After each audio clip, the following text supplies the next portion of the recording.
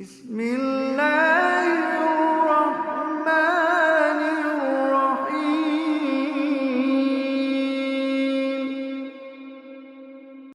اس زندگی میں سب کچھ سمیٹ سکتے ہو اگر 24 گھنٹے کو صحیح استعمال کیا۔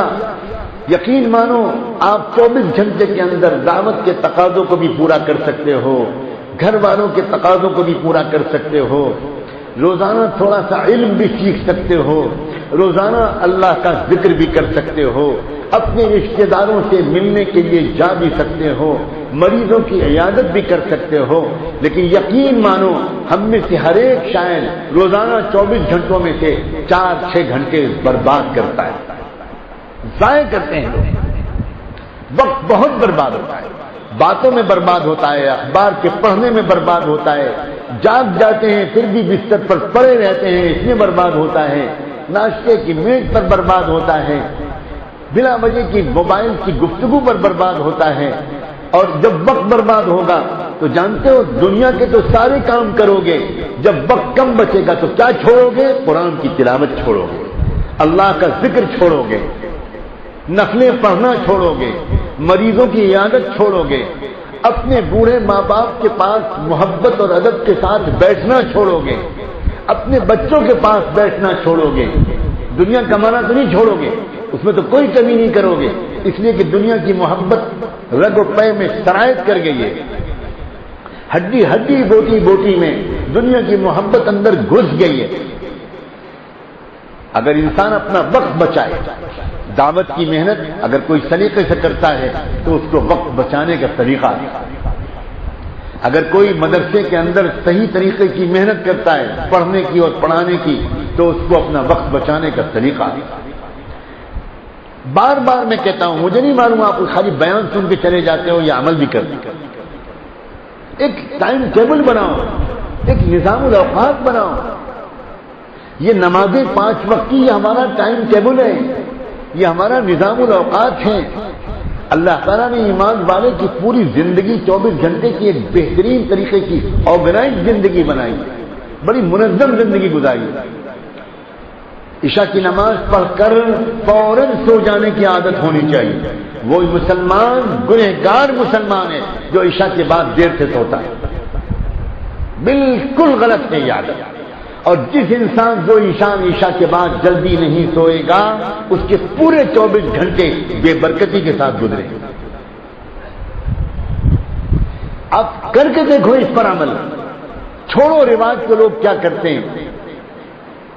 یاد رکھنا ہم لوگوں نے یورپ والوں کی خرابیاں لے لی ہیں لیکن یورپ والوں کی خوبیاں ہم نے نہیں لی، یورپ والوں نے ہماری خوبیاں لے لی اور ہم نے ان کی خرابیاں لے لی۔ پورے یورپ اور امریکہ میں کہیں جا کر دیکھو، رات تو دور کی بات ہے، شام سے سناٹا شروع ہو جاتا ہے۔ بالکل 9 بجے رات کے بعد آپ اگر وہاں کسی کو فون کریں لندن میں، فرانس میں، تو آدمی سمجھتا ہے یا تو یہ پاگل ہے یا یہ شراب کے نشے میں چور ہے یا کوئی ایمرجنسی ایسی پیش آ گئی ہے۔ 9 بجے رات کے بعد گھر کی بتیاں آف کر دی جاتی ہیں، فون بند کر دیے جاتے ہیں اور لوگ بہت جلدی سو جاتے ہیں۔ شام 7-ساڑھے 7 بجے نیو یارک شہر کے اندر سناٹا چھا جاتا ہے۔ اور فجر کی نماز پڑھنے کے لیے جب مسلمان اپنے گھر سے نکل کر علاقے کی مسجد میں جاتے ہیں تو اس وقت اتنا ٹریفک ملتا ہے، اتنا ٹریفک ملتا ہے کہ جب تک پیدل چلنے والے کو بھی گرین سگنل نظر نہیں آئے گا ٹریفک میں وہ سڑک پار نہیں کرتی۔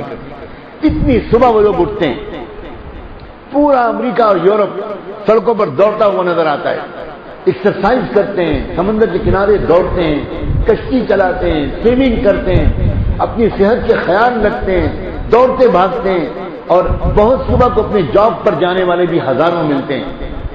لیکن ہمارے معاشرے کا کیا حال ہے؟ کیا ہو گیا؟ میں نے پرسوں کے بیان میں کہا تھا بازاروں میں بیٹھنے کے بارے میں، اور آج کے بیان میں کہہ رہا ہوں رات میں دیر سے سونے کے بارے میں۔ عادتیں نہیں بدلو گے تو صرف دیندار کیسے کہیں گے؟ دین کہتے ہی ہیں اللہ کے حکم کی روشنی میں اپنی بگڑی ہوئی عادتوں کو بدل لینا، اسی کو دین کہتے ہیں۔ آپ رات میں جلدی سو، اچھی نیند آئے گی، صبح جلدی اٹھو گے، اور صبح جلدی اٹھو گے تو تہجد کی نماز نصیب ہو جائے گی، اور تہجد پڑھو گے نا تو گناہ زندگی سے نکل جائے گا۔ دأب الصالحین، حضور نے فرمایا کہ تہجد جو ہے یہ نیک لوگوں کا شعار ہے، یہ ان کی پہچان ہے۔ تو گویا اگر تہجد پڑھو گے، اس وقت اٹھ جاؤ گے تو تہجد کی برکت سے انشاءاللہ زندگی سے گناہ نکلنے شروع ہو جائیں۔ تہجد پڑھو، قرآن کی تلاوت کرو، اللہ کا ذکر کرو، تازہ دم بڑے اچھی کیفیت کے ساتھ مسجد میں پہنچ جاؤ، صف اول میں جا کر بیٹھ جاؤ، تکبیر اولیٰ کے ساتھ فجر کی نماز پڑھو، اور نماز پڑھنے کے بعد اگر مسجد میں کوئی اجتماعی عمل ہوتا ہے اس میں شریک ہو جاؤ۔ مسجد میں اگر ذکر کرنا چاہتے ہو، تلاوت کرنا چاہتے ہو تو وہ کر لو۔ گھر واپس آؤ، ہنستے کھیلتے مسکراتے گھر میں داخل ہو، سلام کر کے گھر میں داخل ہو، ناشتہ کرو۔ اگر بہت زیادہ ضرورت محسوس ہو رہی ہے تو پھر آدھے گھنٹے پون گھنٹے کے لیے آرام کر لو اور پھر کام پر نکل جاؤ۔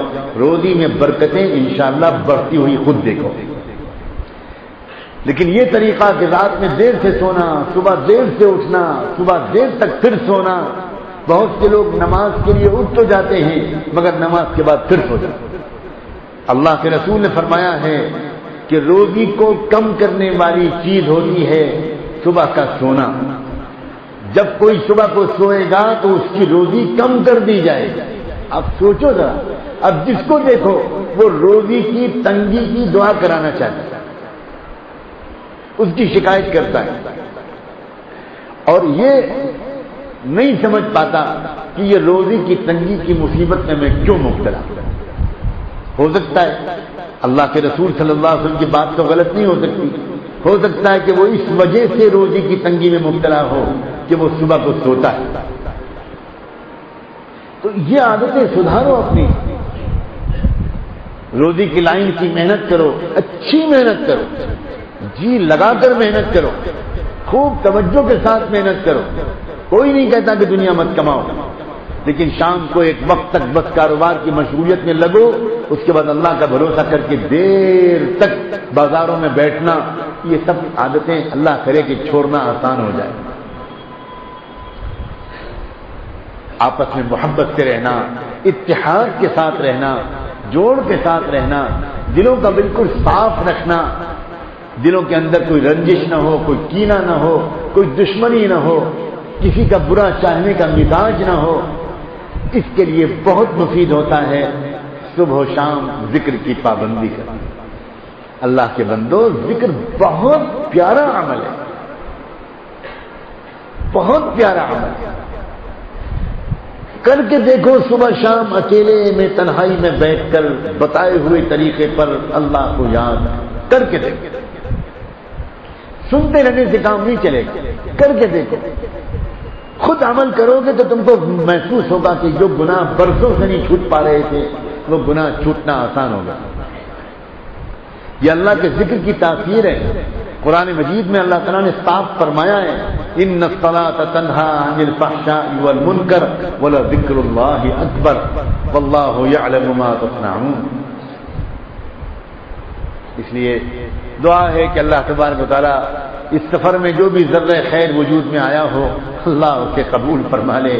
جو کمیاں کوتاہیاں رہ گئیں آپ حضرات کی خدمت میں، اللہ مجھے معاف فرما دے، اللہ مجھے معاف فرما دے، اللہ آپ کو اس محبت کا صلہ دے جس محبت کے ساتھ آپ آنے والے مہمانوں کے ساتھ پیش آتے ہیں۔ زندگی مختصر ہے، موت قریب ہے، سب ٹھاٹ پڑا رہ جائے گا جب لاج چلے گا بنجارا، سب ٹھاٹ پڑا رہ جائے گا جب لاج چلے گا بنجارا۔ نوجوانوں، اپنے ماں باپ کی قدر کرو، اپنے ماں باپ کی عزت کرو، اپنے ماں باپ کی خدمت کرو، ان کی دعائیں لو۔ اور کتنا اچھا ہو کہ آج یہاں سے اٹھنے کے بعد نماز سے فارغ ہو کر جب آپ اپنے گھر جاؤ تو آپ اپنے ماں باپ سے معافی مانگ لو، معافی۔ نوجوانوں مان جاؤ کہو جا کر امی مجھے معاف کر دیجیے، واقعی میں نے آپ کی شان میں گستاخیاں کی ہے، آپ سے میں بڑی آواز میں اونچی آواز میں بولا ہوں، اب میرا کیا ہوگا؟ آج میں نے بیان میں سنا ہے جس کی ماں ناراض ہوگی اس کو مرتے وقت کلمہ بھی نصیب نہیں۔ اپنی آنکھوں کو گناہوں سے بچاؤ، بد نظری کے گناہ چھوڑ دو، اللہ کے بندو چھوڑ دو، اس سے زیادہ گندا گناہ اور کیا ہوگا؟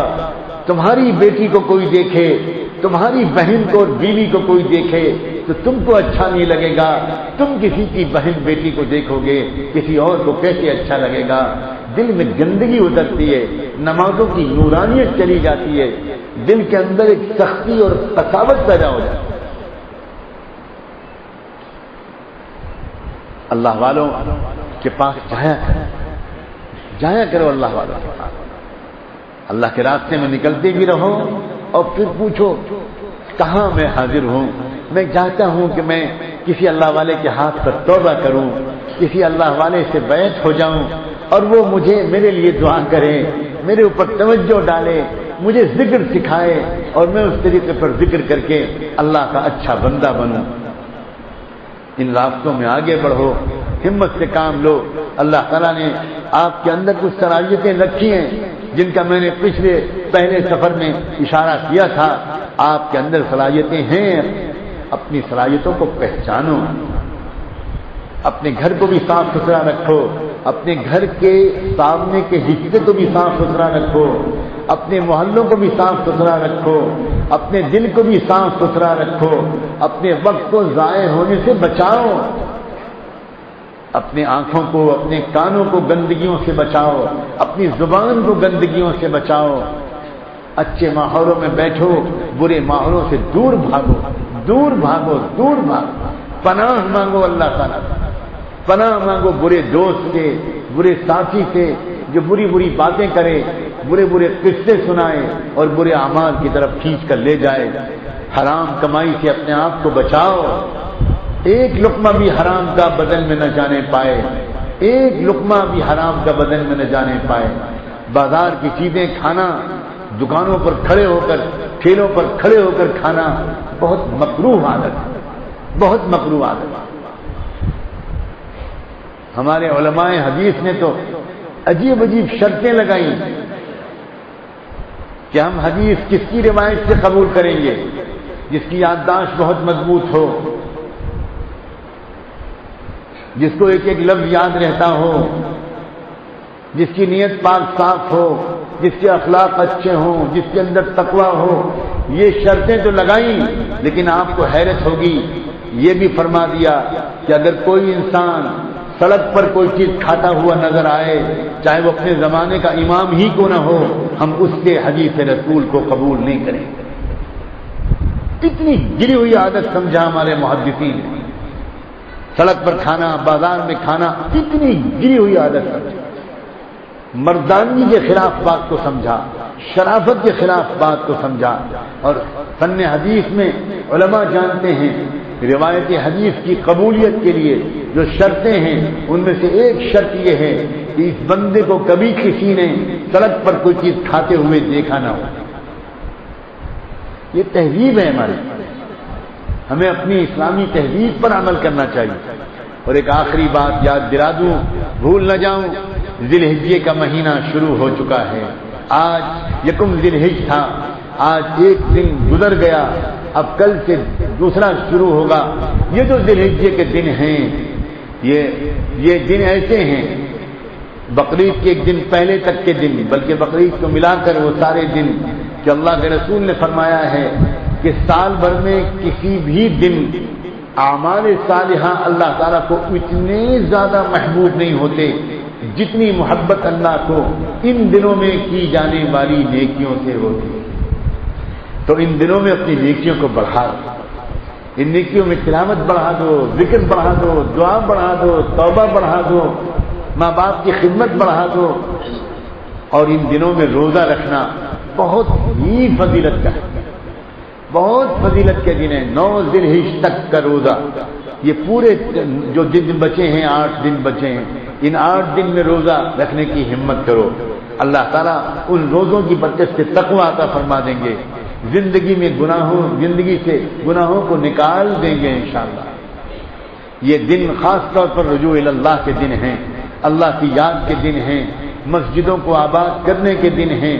اور اگر آپ ان دنوں میں یہ سمجھو کہ گھر پر رہتے ہوئے میں یہ نیک کام نہیں کر پاؤں گا، تو آپ اگر یہ سمجھو کہ میں اللہ کے راستے میں نکل جاؤں تو وہاں رہ کر میں انشاءاللہ ذکر و تلاوت اور معمولات کی پابندی کر لوں گا، تو نور علی نور، کیا کہنے، بہت اچھی بات ہے۔ دعوت کے کام کے فضائل بھی ساتھ میں ہوں گے اور ذکر و تلاوت کا اجر بھی آپ کو ملے گا اور اس کی نورانیت بھی آپ کو ملے گی۔ دعا ہے کہ ان ساری باتوں پر عمل کرنے کی اللہ مجھے اور آپ کو توفیق عطا فرمائے۔